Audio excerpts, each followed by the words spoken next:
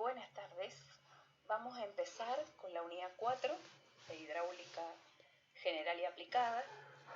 Vamos a ver en esta unidad 4 el cálculo de tuberías, conducciones cerradas, se llama en la bibliografía, el movimiento permanente en conducciones cerradas.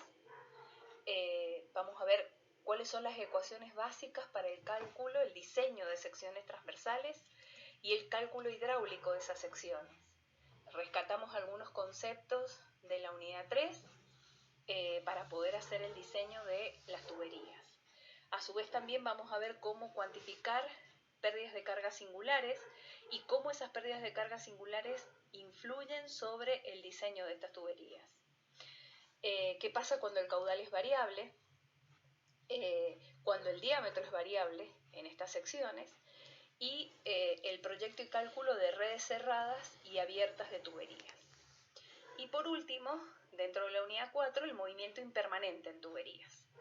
En la primera parte de la unidad 4 vamos a ver las condiciones que permanecen constantes en el tiempo y en el espacio, y en la última parte de la unidad 4 vamos a ver qué pasa o cómo intervienen las ecuaciones de cálculo cuando se produce el movimiento impermanente, cuando hay variaciones de caudal. Y vamos a estudiar principalmente lo que se denomina el golpe de ariete, que es un fenómeno que se produce en los sistemas de tubería con el accionamiento de válvulas. Para empezar con el movimiento permanente y uniforme vamos a calcular o vamos a obtener lo que se llama la ecuación de la tubería. Para eso presentamos un tramo de tubería de longitud L determinado entre una sección 1 y una sección 2, separados una longitud L. En la sección 1 tenemos aplicada la presión P1 en el baricentro de la sección y en la sección 2 la presión P2 en el baricentro de la sección. Esa presión es constante a lo largo de toda la sección transversal y produce una fuerza que se puede calcular multiplicando la presión por la superficie. Si aplicamos el Bernoulli entre la sección 1 y la sección 2 tenemos la cota de posición, la energía de posición del punto 1, vamos a considerar el baricentro de la sección 1 y la cota de posición sería Z1 respecto de un plano de comparación que está fijado en el dibujo, y así vamos a aplicar el Bernoulli. La cota de posición o la energía de posición, la energía de presión, la energía de velocidad. En la sección 1 igual a la energía de posición, la energía de presión, la energía de velocidad de la sección 2, más la pérdida de carga, originada por el movimiento del agua entre la sección 1 y la sección 2. Si el movimiento es permanente y uniforme, las dos secciones transversales son constantes, el diámetro en la sección 1 coincide con el diámetro en la sección 2, las dos secciones son iguales, por lo cual las velocidades también van a ser las mismas porque el caudal es constante. Entonces, el término de la altura de velocidad en la sección 1 se simplifica con el término de la altura de velocidad en la sección 2. Y nos queda la diferencia de cotas piezométricas, la cota piezométrica en la sección 1 igual a la cota piezométrica en la sección 2 más la pérdida de carga. Esa diferencia de cotas piezométricas nos permite calcular la pérdida de carga. O sea que la energía disponible en la tubería, que sería la diferencia entre la cota piezométrica del punto 1 y la cota piezométrica del punto 2, es la energía que ese caudal puede gastar en circular desde el punto 1 hasta el punto 2. Y esa energía, esa pérdida de energía es lo que cuantificamos con la delta mayúscula. A la diferencia de cotas piezométricas la indicamos con la letra H mayúscula y de ahí sale la igualdad, que la diferencia de cotas piezométricas es igual a la pérdida de carga. La pérdida de carga la podemos calcular integrando la pérdida de carga por unidad de peso y longitud en la longitud de la tubería entre la sección 1 y la sección 2, igual a J por L, y de ahí podemos obtener de esta misma igualdad que la pérdida de carga unitaria resulta igual a la diferencia de cotas piezométricas dividido la longitud de la tubería. Eso es lo que se llama la ecuación de la tubería. El secreto está entonces en calcular cuánto vale esa pérdida de carga unitaria. cómo es el valor de la pérdida de carga unitaria. Y ahí podemos rescatar ecuaciones que vimos en la unidad 3, lo que hemos llamado el cálculo analítico de la pérdida de carga. Para eso necesitamos saber si el movimiento es laminar o es turbulento. Si el movimiento era laminar, la pérdida de carga J era función de la viscosidad del agua, de la primera potencia de la velocidad, e inversamente proporcional al peso específico y el diámetro elevado al cuadrado. Hacemos el reemplazo de la velocidad dividido, el caudal dividido la sección. Vamos a indicar con omega mayúscula la sección transversal de la tubería. Esa sección transversal, si la tubería es circular, es pi por d al cuadrado sobre 4. Con este otro d cuadrado se transforma en un d a la cuarta. Y agrupamos en una constante del movimiento laminar todos los factores constantes. Y nos quedan solamente el caudal y el diámetro a la cuarta como variables. Si la temperatura es constante, la viscosidad dinámica es constante, el peso específico del agua es constante, pi, 4 y el 32 también son constantes. Esa ecuación del movimiento, de la pérdida de carga unitaria del movimiento laminar, la podemos comparar con la de Darcy-Weisbach para encontrar la relación que existe entre el factor de resistencia para el movimiento laminar y el número de Reynolds, lo que habíamos llamado en la unidad 3 la ecuación de Reynolds, que en el gráfico logarítmico o semilogarítmico se transforma en la recta de Reynolds. Para el movimiento turbulento, rescatamos la ecuación de la tensión de corte hidráulico parietal igual a gamma por el coeficiente de frotamiento por u cuadrado sobre 2G, la igualamos a la expresión genérica de la tensión de corte parietal y de esa igualdad, también incluyendo la expresión de Darcy-Weisbach, obtenemos la expresión que dice que el factor de resistencia es 4 veces el coeficiente de frotamiento. Igualamos esas expresiones y obtenemos, después de hacer algunos desarrollos matemáticos, porque estamos despejando la velocidad, algebraicamente hablando, la velocidad elevada al cuadrado, después la velocidad elevada a la 1, la raíz cuadrada de 8g sobre lambda, que es el coeficiente de Chezy, que ya también lo habíamos denominado como coeficiente de Chezy en la unidad 3, y entonces nos queda una ecuación que relaciona la velocidad con el coeficiente de Chezy, la pérdida de carga por unidad de peso y longitud y el radio hidráulico. Esta ecuación es la que se llama la ecuación de Chezy en la bibliografía. Si de ahí despejamos J, nos queda como la velocidad al cuadrado sobre c cuadrado radio hidráulico, la velocidad es q cuadrado sobre la sección al cuadrado y el radio hidráulico es d sobre 4. Hacemos algunas otras operaciones matemáticas, hasta despejar J en función de q cuadrado y de d a la quinta. Acá el diámetro pasa a estar elevado a la 5, en lugar de d a la cuarta, como en el caso del movimiento laminar. Y el coeficiente, que le hemos llamado k sub t porque es del movimiento turbulento, termina siendo 6,49 sobre c al cuadrado, q cuadrado sobre el diámetro a la quinta. Ese k del movimiento turbulento, si el coeficiente de Chezy lo reemplazamos por su igual, que es esta expresión, la raíz de 8g sobre lambda, en función de lambda queda igual a 0,083 por lambda. Ese es el coeficiente del movimiento turbulento. El coeficiente K, que afecta al caudal al cuadrado y al diámetro a la quinta para obtener la pérdida de carga por unidad de peso y unidad de longitud. También podemos hacer el cálculo de la pérdida de carga unitaria a través de fórmulas experimentales desarrolladas por distintos autores. Rescatamos la fórmula de Scooby, que relaciona la velocidad con una constante K que depende del tipo de material de que está hecha la tubería, el diámetro elevado a la 0,625 y la pérdida de carga elevada a la 1 medio, que sería como a la 0,5. Acá si analizamos la dependencia, J depende de U cuadrado, o sea que tiene una relación igual a la del movimiento turbulento. La fórmula de Manning, en donde el coeficiente de Chezy se puede reemplazar con esta ecuación. El Chezy es igual al radio hidráulico a la 1/6 dividido n, en donde n es lo que se llama el coeficiente de Manning, es el coeficiente de rugosidad de Manning. Para el barro cocido, N vale 0,017, para el hormigón 0,013, para el PVC 0,010. Mientras más chico es el valor numérico de N, más liso es el material. Por eso es que se llama de rugosidad, porque mientras más grande es el número, significa que es más grande la rugosidad del material. El material es más rugoso.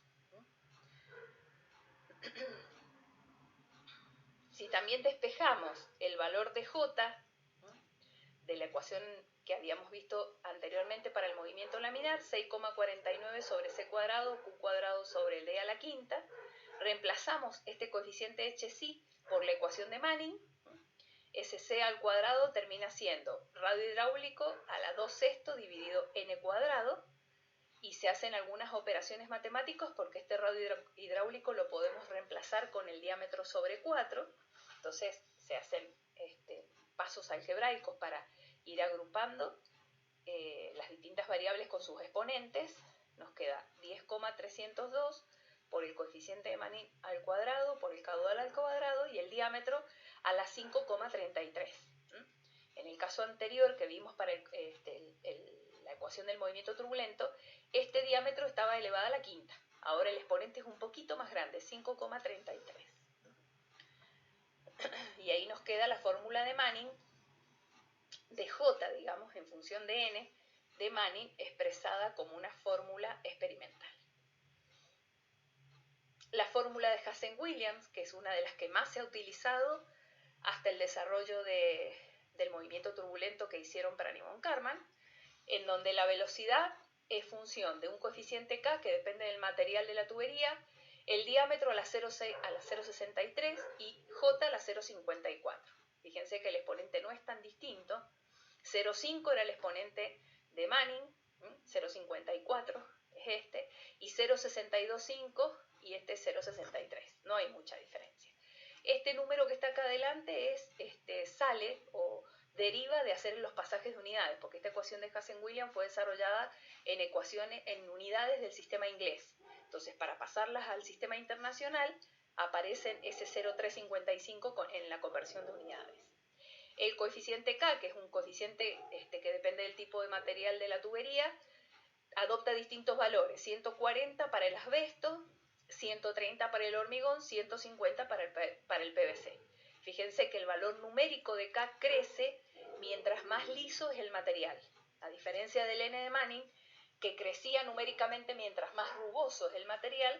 El K de Hazen-Williams crece numéricamente mientras más liso es el material. Por último tenemos el diagrama de Moody con todas las ecuaciones que se fueron desarrollando a través del tiempo y que se plasmaron en el gráfico de Nikuradse. El movimiento turbulento en tubería lisa, en donde la pérdida de carga es función de la aspereza relativa y de la velocidad del agua, porque acá la velocidad de frotamiento tenía la velocidad media del agua, y válido cuando el espesor de la capa laminar parietal es mayor que la aspereza de la tubería y para Reynolds mayores a 4000. El movimiento turbulento en tubería rugosa, cuando el espesor de la capa laminar parietal es menor que epsilon sobre 4, epsilon es la altura absoluta de la aspereza. La fórmula de Colebrook-White, que se usa para la transición, que también relaciona el factor de resistencia lambda con la aspereza relativa y con la velocidad del agua que está dentro del número de Reynolds. Y es para valores de I sub 0 sería cuando es menor que epsilon y cuando es mayor que epsilon sobre 4. Ahí tenemos el gráfico de Moody. Fíjense que es muy parecida la forma al gráfico de Nikuradse. La recta de Reynolds del movimiento laminar hasta Reynolds igual a 2000.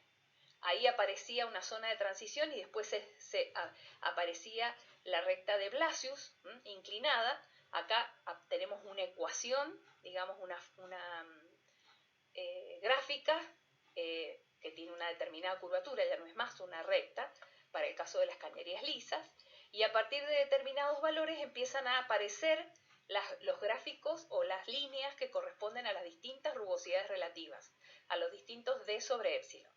Y esta línea de trazo de aquí es la misma curva de Nikuradse a la que hacíamos referencia en el gráfico de Nikuradse. A partir de esa curva hacia la derecha, todas las variaciones son constantes. Todas las curvas tienen variación constante. Entonces tenemos el movimiento laminar, que es lo que llamamos la recta de Reynolds, que en escala logarítmica se transforma en una recta en esa ecuación y es esa línea roja que aparece en el dibujo.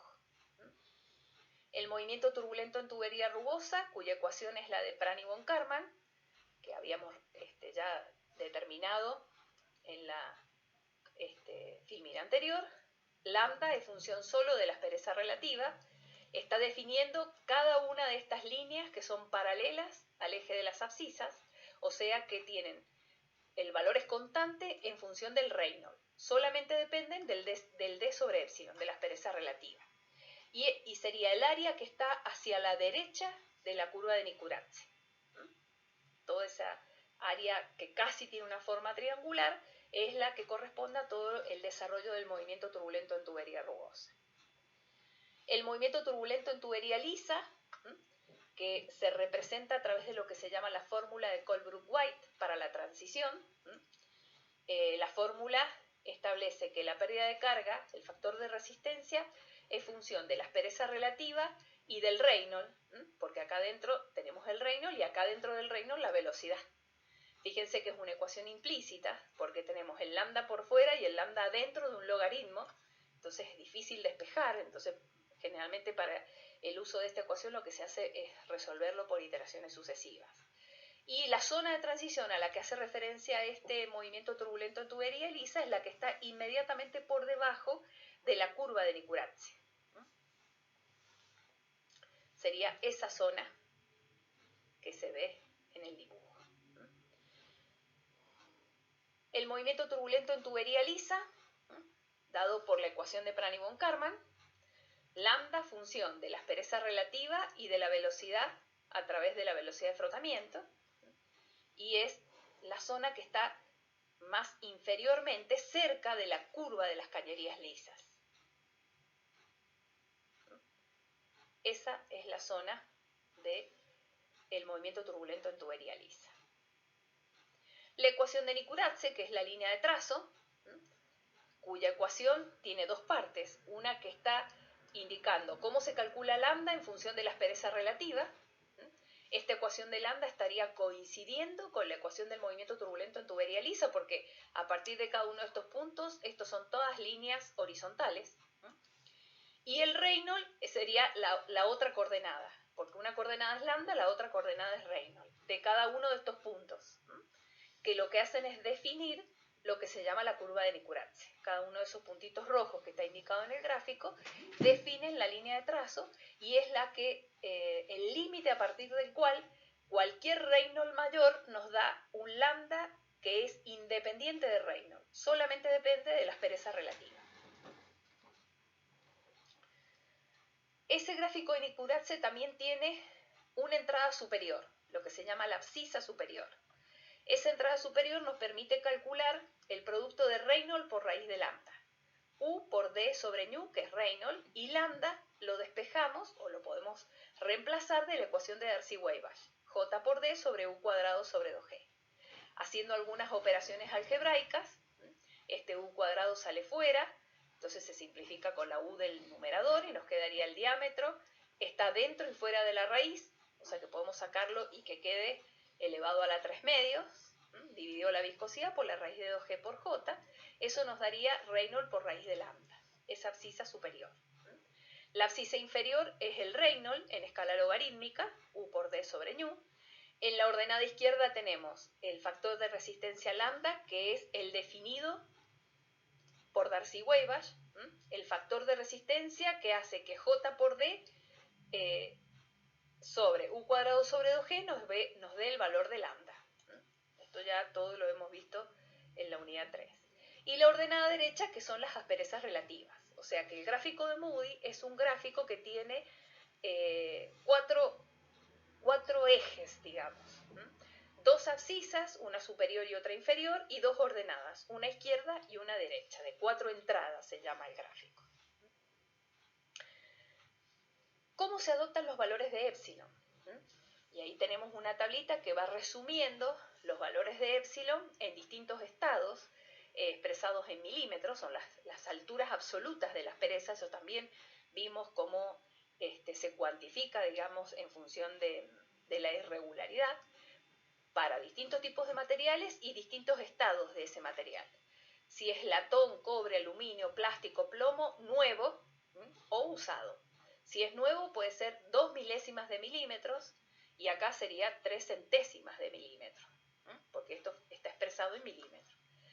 Y a medida que el material empieza a ser más rugoso, este épsilon empieza a aumentar. Por ejemplo, acero soldado, acero blonado, hierro fundido, fibrocemento, que son tuberías que se usan mucho en el riego, y plástico, que es el PVC de Asimplas, es una milésima de milímetro. El épsilon para el caso del tubo de plástico es uno de los materiales más lisos para el caso de las tuberías. ¿Cómo se usa el abaco de Moody? Ahí vamos a distinguir tres alternativas. Primero, cuando queramos calcular el caudal. Tenemos una tubería y queremos calcular cuánto caudal eroga esa tubería. ¿Qué vamos a tener como diámetro? Como dato. El diámetro de la tubería, el material de la tubería, o sea, el épsilon, la diferencia de cotas piezométricas, o sea, la energía a la que está sometida la tubería, y la longitud de la tubería. Y queremos saber qué caudal circula por esa tubería. De épsilon, H y L. Con H y L podemos calcular la pérdida de carga unitaria. Esta ecuación es lo que habíamos llamado la ecuación de la tubería. Hacemos la diferencia de cota piezométrica dividido la longitud y obtenemos J. Y podemos entrar con la abscisa superior, calculando Reynolds por raíz de lambda, es D a la 3 medios por la raíz de 2G por J sobre la viscosidad.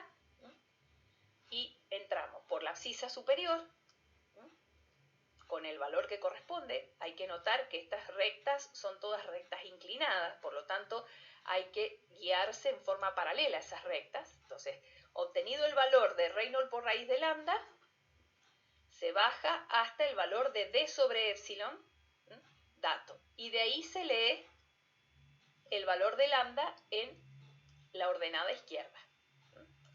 Con ese valor de lambda calculamos J, haciendo con la ecuación de Darcy-Weisbach, ese J lo vamos a tener que comparar con el J dato, y U, también se puede despejar la velocidad de esta misma igualdad, ya que lambda lo leemos del gráfico de Moody, con J por D por U cuadrado sobre 2G sobre lambda, obtenemos la velocidad, esa velocidad la multiplicamos por la sección transversal y obtenemos el caudal. Y ese es el caudal que está circulando por la tubería bajo esas condiciones de energía. Este es el típico caso de una tubería que existe, una tubería existente, y uno quiere saber cuánta agua está pasando por esa tubería. Yo le he cambiado las condiciones de diseño, las condiciones de presión, por ejemplo, en la tubería, y quiero saber cómo cambia el caudal con ese cambio de presión para una tubería que ya está fija, que ya tiene un diámetro determinado y un material determinado y una longitud determinada. El segundo caso es el dimensionado del diámetro de la tubería. ¿Qué necesitamos? ¿Cuáles son los datos? El caudal que necesito hacer circular por la tubería. La diferencia de cotas piezométricas, o sea, la cota piezométrica inicial y la final, el material y la longitud. Entonces tengo todas estas condiciones de diseño. Y lo que quiero saber es qué diámetro le tengo que dar a esa tubería para que circule este caudal Q, se verifiquen esa diferencia de costas piezométricas, y para eso he adoptado un material, un épsilon, y por lo tanto tengo el diseño geométrico de la tubería para ver cuál es su recorrido, cuál es su longitud L.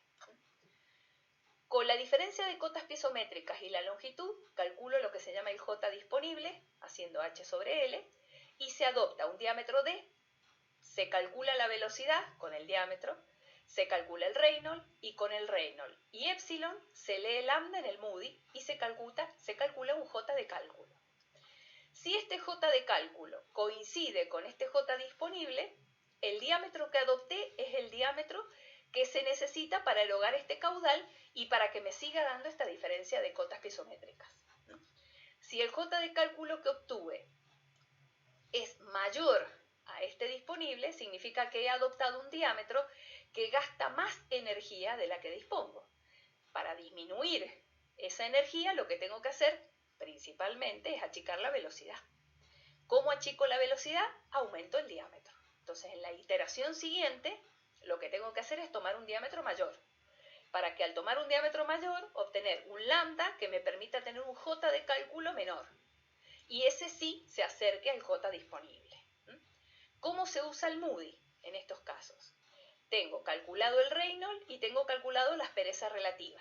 Entonces, entro por la abscisa inferior hasta la curva de la aspereza relativa y de ahí leo lambda en la ordenada izquierda. Con ese lambda y la ecuación de Darcy-Weisbach calculo J. El J de cálculo sería lambda sobre D por U cuadrado sobre 2G.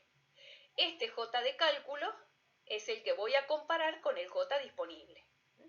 Si el J de cálculo es mayor, como decía recién, que el J disponible, en la iteración siguiente voy a tener que adoptar un diámetro más grande para que se achique la velocidad y me dé un J de cálculo menor. Fíjense que de todas las dimensiones o de todas las magnitudes que intervienen en el J, U está elevado al cuadrado, o sea que la más sensible de tocar para el diseño es la velocidad. Entonces, achico la velocidad y ese J de cálculo inmediatamente se achica más. Si al revés, si este J de cálculo me da muy chiquito, respecto de este J disponible, en la iteración siguiente lo que voy a hacer es achicar el diámetro para que aumente la velocidad y entonces aumente el J de cálculo y se acerque al J disponible. Por supuesto que todas estas iteraciones van a estar más o menos aproximadas, digamos, al valor exacto de esta diferencia de cotas pisométricas o este J disponible, cualquiera de las dos alternativas. Pero no todos los diámetros se consiguen en el mercado. Entonces, generalmente lo que se hace es, dependiendo del tipo de material, los fabricantes tienen catálogos en cómo van obteniendo los intervalos de diámetro en la fabricación de las tuberías, y entonces uno lo que tiene que hacer es encontrar el diámetro comercial que más se adapte, que para que el J no supere el J disponible, obviamente ese diámetro comercial tiene que ser el más grande, digamos, el que está por encima del diámetro obtenido por las iteraciones sucesivas, que puede no coincidir con un diámetro comercial. El tercer caso es cuando calculo la pérdida de carga. Este es el más sencillo de todos.